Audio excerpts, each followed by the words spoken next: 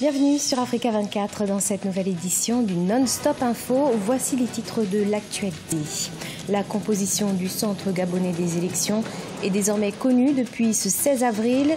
L'élaboration définitive de cette liste s'est pourtant heurtée aux dissensions de l'opposition des accords qui menacent les législatives du 28 avril 2018.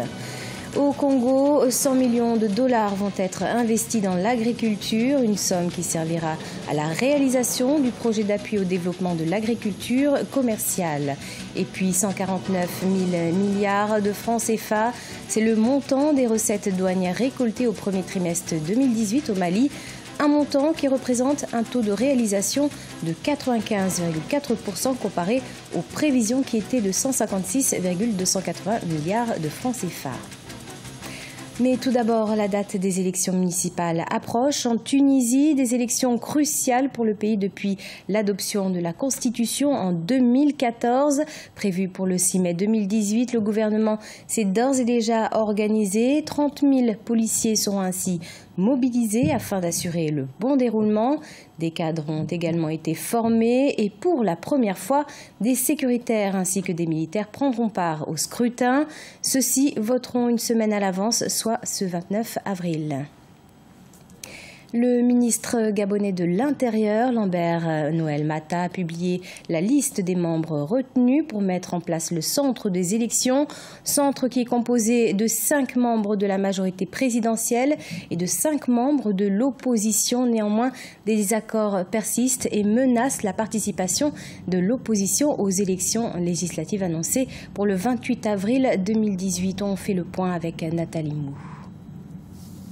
Ce 16 avril, la liste publiée par le ministre gabonais de l'Intérieur, Lambert Noël Mata, désigne 8 membres de la commission ad hoc chargée de l'examen des candidatures et 10 membres chargés de l'élection du président du Centre gabonais des élections, CGE. Selon le membre du gouvernement, ces nominations résultent de l'avancée des discussions entamées depuis quelques jours avec l'opposition gabonaise. Ces pourparlers visaient un consensus au sein de l'opposition en vue de la composition du CGE. 4 listes estampillées opposition sont parvenues à mon cabinet. J'ai donc jugé utile de saisir à nouveau ces partis politiques pour qu'ils me proposent une liste unique, consensuelle et définitive. Les nombreuses discussions entamées ont connu ces derniers jours d'importantes avancées. Au Gabon, la scène politique se compose d'une opposition modérée et d'une opposition radicale portée par Jean Ping. Des dissensions qui ont eu pour effet de ralentir la mise en place du Centre gabonais des élections.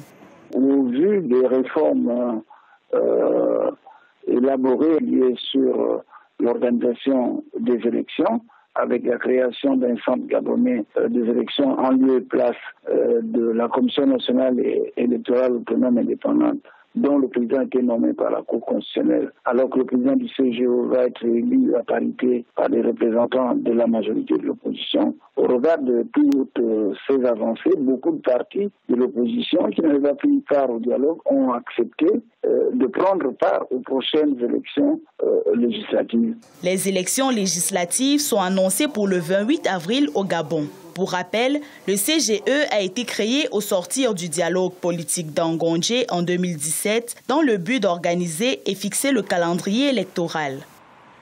Clôture ce 19 avril du Forum national pour l'agriculture au Congo, un rendez-vous de 3 jours au cours duquel experts et entrepreneurs se sont penchés sur le programme national de développement agricole 2018-2022, programme soutenu par la Banque mondiale qui compte investir 100 millions de dollars pour développer l'agriculture. Explication d'Eva Panzou.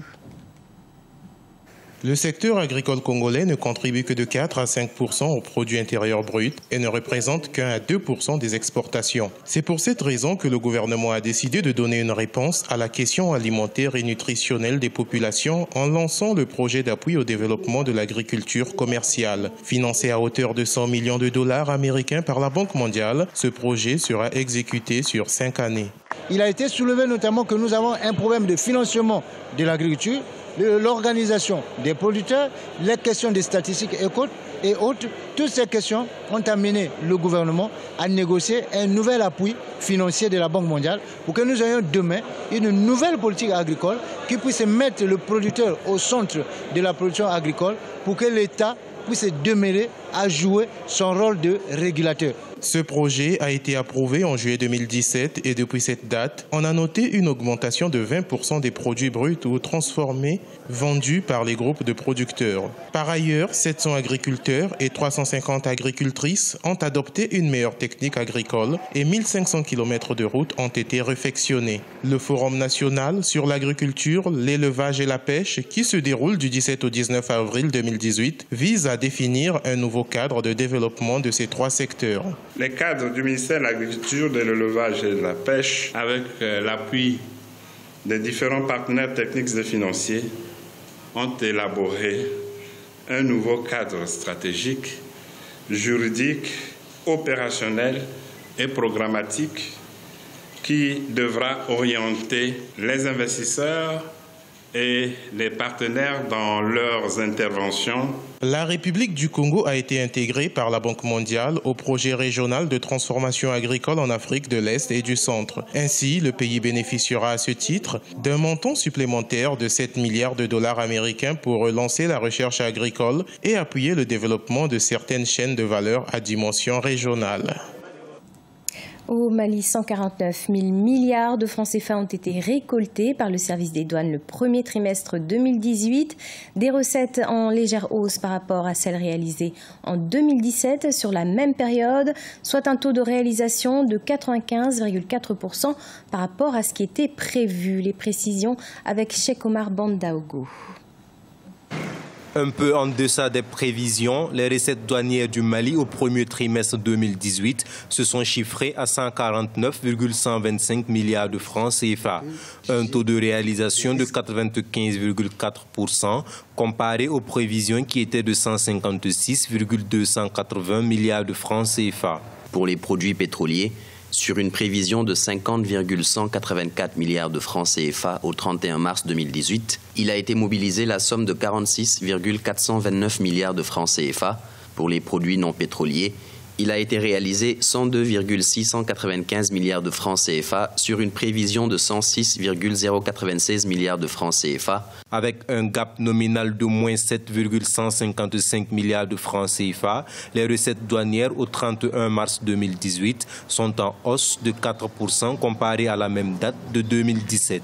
Le premier paramètre, notamment, c'est la montée du coût de l'or. La production d'or a augmenté au Mali, carrément dans le dernier trimestre de l'année 2017. Et les tendances à l'exportation aujourd'hui ont permis d'améliorer notamment les recettes fiscales en matière douanière. Le deuxième aspect, c'est l'entrée en vigueur notamment d'un troisième opérateur dans le secteur des télécommunications par rapport à la licence. Troisième paramètre, elle est due évidemment au contexte exceptionnel de l'année 2018 avec une année électorale au Mali. Parce que l'évident que les élections auront lieu dans le mois de juillet, donc beaucoup d'entreprises anticipent en matière d'investissement. Il faut noter que le taux de réalisation s'est progressivement amélioré de janvier à mars, passant de près de 46 milliards de francs CFA sur une prévision d'un peu plus de 51 milliards à 56 milliards de francs CFA sur une prévision de 52,7 milliards de francs CFA. Le taux de progression des recettes est donc passé de 89,5% en janvier à 90,4% en février pour atteindre 106,2% au 31 mars. L'objectif de mobilisation des recettes assigné à l'administration des douanes du Mali pour cette année 2018 est de 641,5 milliards de francs CFA. Dans l'actualité également, les matières premières agricoles peuvent de nouveau être importées en Algérie. Le gouvernement a en effet levé temporairement l'interdiction imposée depuis le début de cette année 2018 suite à la pénurie qui a frappé les entreprises agroalimentaires. Sont concernés les articles alimentaires tels que le chocolat, les biscuits, le yaourt ou encore les jus. 6 mois ont également été accordés aux fabricants locaux de matières premières afin qu'ils puissent augmenter leur production. C'est la fin de ce journal. Merci de l'avoir suivi. Dans un instant, on retrouve une nouvelle édition de l'information sur Africa 24.